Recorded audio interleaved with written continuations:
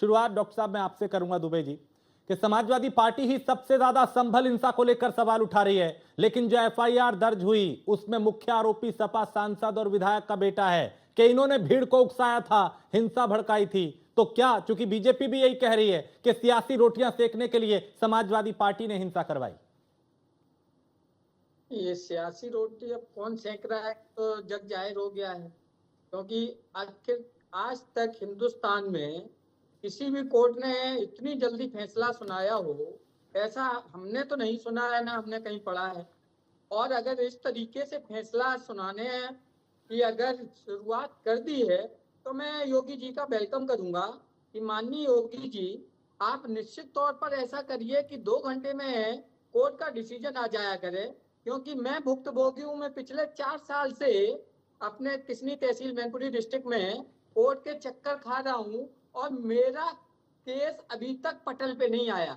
आप सोचिए 4 साल हो गए, 5 साल, लेकिन कहीं तहसीलदार नहीं होता है, कहीं एसडीएम नहीं होता है, कहीं कुछ नहीं होता है, कहीं हड़ताल चलती है।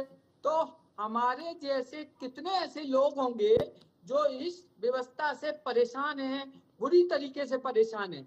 लेकिन संभल वाले मामले में 2.5 घंटे में या 2 घंटे में जो भी टाइम लिया, बट क्विक, एकदम वेरी क्विकली उन्होंने इतना फास्ट काम किया कि सब कुछ हो गया। इसका रीजन जानते हैं आप? रीजन शायद सबको ही मालूम है, मैं लेकिन फिर भी आपके चैनल के माध्यम से मैं बताना चाहता हूँ कि 20 तारीख का चुनाव कैसे निष्ठन किया जाए, 20 तारीख के चुनाव में कैसे भारतीय जनता पार्टी का माहौल बनाया जाए, ये उनकी प्लानिंग थी। देखिए वो प्लानिंग 50% सफल हुई, 50% नहीं, क्योंकि दंगा नहीं हो पाया तो 50% सफल नहीं हुई। लेकिन एक मैसेज वो छोड़ने में कामयाब हो गए कि कहीं ना कहीं वो ध्रुवीकरण जो करना चाहते थे वो करने में वो सफल हो गए। अब उन्होंने ऐसा लगा कि यार अभी तो मामला नहीं बना है, अब हम एक बार और करते हैं। आप देखिए डीएम महोदय लगातार 3-3, 4-4 कॉन्फ्रेंस करते हैं, हर कॉन्फ्रेंस में वो एक अलग चीज बताते हैं।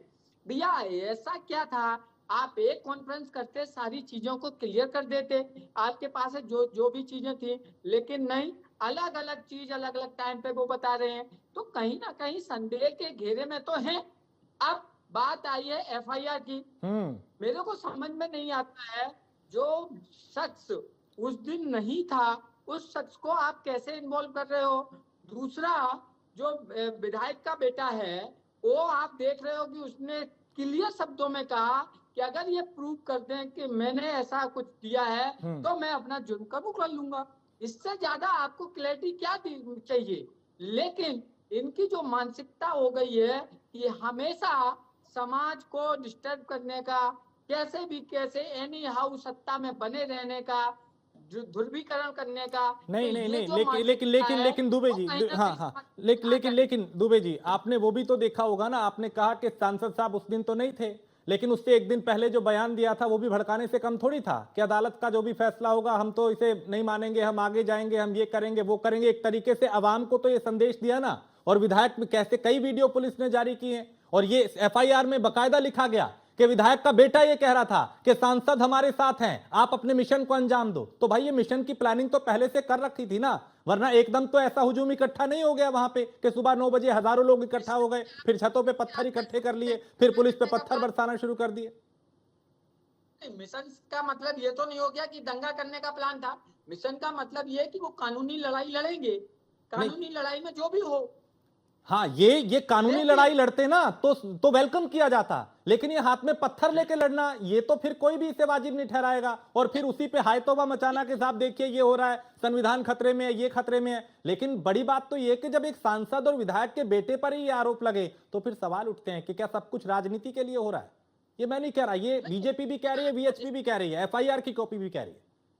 नहीं, इसकी आप देखिए मजिस्ट्रियल जांच इन्होंने जो दिया है उसका कोई मतलब नहीं है। इनके अंदर में किसी हाई कोर्ट के रिटायर्ड जज या सुप्रीम कोर्ट के रिटायर्ड जज से आप कराइए तो हकीकत मालूम चल जाएगी। देखिए आप तो फिर किसी चीज को नहीं माने ना। मजिस्ट्रियल जज आप कह रहे हैं, मजिस्ट्रियल जो जांच है वो इनकी है, आप कह रहे हैं कोर्ट ने आदेश कैसे दे दिया वो योगी को, आप कह रहे हैं कि भाई योगी 2 घंटे में योगी जी ने करवा दिया। तो मतलब किसी चीज को तो मानिए, या तो आप सिस्टम को मानिए, या प्रशासन को मानिए, या कोर्ट की प्रक्रिया को मानिए। अगर ये उत्तर प्रदेश की सरकार और केंद्र सरकार ये पैटर्न ला दे कि भाई तुरंत आइए केस करिए और 4 घंटे में आपको जजमेंट मिलेगा, इससे बेहतर तो दुनिया में कोई हो ही नहीं सकता। नहीं तो दुख इस कि बात कम का से है कि कम सर्वे का आदेश जल्दी हो गया, सर्वे हो गया था, 2 घंटे में टीम वहां पहुंची, या वक्त नहीं मिला, इस भीड़ को और ज्यादा इसमें बवाल होता, और ज्यादा लोगों को दूर दूर से बुलाया जाता। आप एक चीज समझिए, हम्म। आप हमारे ऊपर केस करते हैं, अदालत हमें बिना बुलाए और उसकी इंक्वायरी बिठा देती है, तो ये तो कोई मतलब हमें भी तो सुनिए ना। हम गलत है सही है वो बात छोड़ दीजिए, लेकिन कम से कम हमें भी सुनने का मौका तो दीजिए। लेकिन यहाँ तो एक तरफा फाइनल है कि हमने जो बोल दिया वो फाइनल, तो कहीं ना कहीं आपके जजमेंट पे शक होता है।